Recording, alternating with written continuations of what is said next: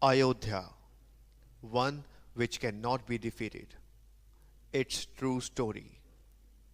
Ayodhya is the birthplace of Lord Ram. 2000-year-old book, the Sakand Puran, tells about the different temples in Ayodhya, including the one marking birthplace of Ram.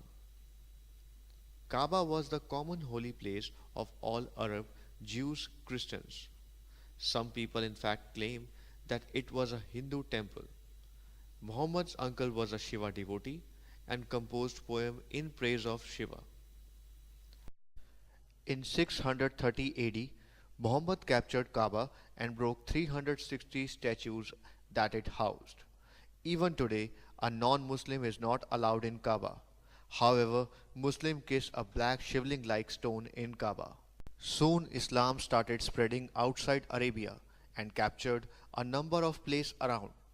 Mass conversion started everywhere, and in 8th century, these converted ones started knocking at the western frontiers of India. The objective was not just loot and plunder, but domination and subjugations of infidel and idol worshipper. If the idolater were killed, the conqueror was called a Ghazi. If he died, he was called a Shaheed.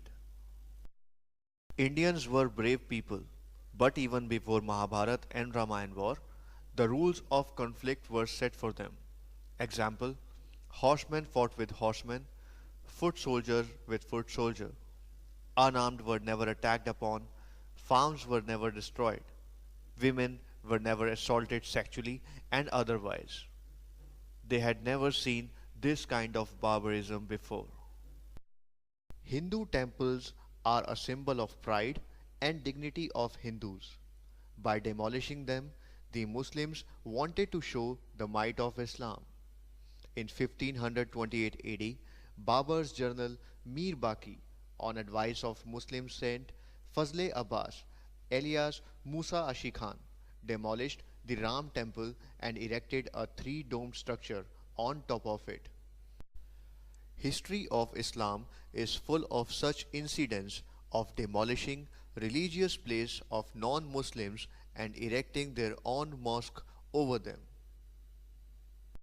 Some well-known examples beside Ram temple include Hagia Sophia of Christians and Temple of Solomon of Jews. In 1990, a gathering of Hindu saints passed a resolution for freeing the Ram birthplace.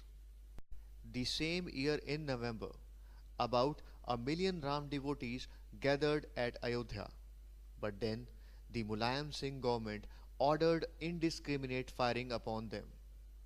The devotees were unarmed, unprepared, caught unaware in narrow streets of Ayodhya. After killing them, their dead bodies were tied to sand sacks and thrown in Saryu River. However, even this brutality wasn't enough to stop the movement. In 1992, on the day of Gita Jayanti, the devotees put an end to the 450-year-old symbol of Islamic domination and atrocities. The court rejected the document submitted by Muslims.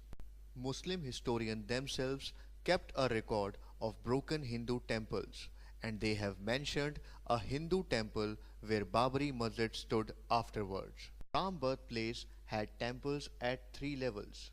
The one at the base was a Shiva temple. As it withered with time, a new brick temple was built there. In 1228, when all temples were being rebuilt with stones, the brick temple was rebuilt into a stone structure. Archaeological digs indicates that a topmost temple had huge pillars which were deliberately broken with sharp objects. These pillars were then laid down. The rest of the rubble of the demolished Ram temple was filled in this to make the floor of the mosque. No new material was used to make the mosque. The idols and pillars and brick of the temple itself were used. No foundation was laid for the mosque as temple foundation was already there. The dig discovered statues of humans and animals. The entire Vastu was of Hindu temple. The issue was clear cut in the court, but the Muslims were not ready to accept the fact.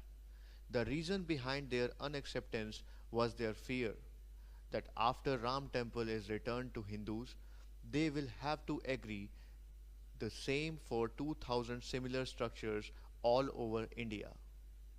Hindu temples are being demolished in Pakistan, Bangladesh, Indonesia, Malaysia, West Bengal, Kashmir, even today. Inscription on Might of Islam, mosque near Qutub Minar in Delhi, proudly claims that the mosque was made out of debris of 27 Hindu Jain temples. In fact, mosques exist in three main places of Hindu temples: Kashi, Mathura, and Dhar. The presence of forced structures on Hindu sites are a symbol of slavery just like in pre-independent India. There were figures of King George on the road of Delhi, but after independence, these statues were removed and kept in museum. Now, time has come to build a huge temple to commemorate the great Lord Ram.